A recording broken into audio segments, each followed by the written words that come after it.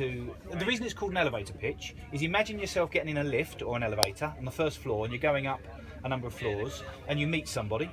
You need to be able to describe what it is you do in the time it takes you to get up a number of floors. So work on what that elevator pitch might be, learn how to describe what you do, and ideally the sorts of opportunities that you're looking for. So that's another thing, refine your elevator pitch, and personally I have 2 or 3 depending upon my situation. So that's the second thing, is get your elevator pitch sorted. Actually, this is just a sort of a separate one, and I think perhaps both of you would, it's a good example in fact for many of you. Look for speaking opportunities. There's lots of networking groups that want to hear interesting stories, and it's a great opportunity to be able to go along and talk about what you do.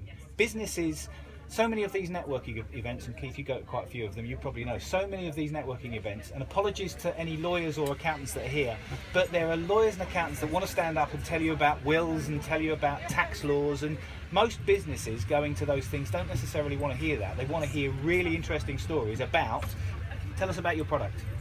Where is it made? It's made in Colombia. Colombia. So Colombian bags helping the people in Colombia. Fantastic story. You know, you've got a business. You're supporting the local organisation, the local country. So I want to keep the tradition alive. Yeah. In UK. Yeah. So that's what I would say. Look for speaking opportunities. As I said already, look for the omens. You know, the law of attractions out there working for all of us, I believe. Simple stuff, but smile, firm handshake, show interest in the other person. The other thing I'd say is, and it's probably obvious, but follow up any connections that you make. If you say you're going to make some connections, make sure you do it, because you want to have that reputation. And finally, a bit of a plug. Actually, it's a plug for Keith is involved, but outside Karen Buck, who's involved very much on this, locally, Oxfordshire Town Chambers Network.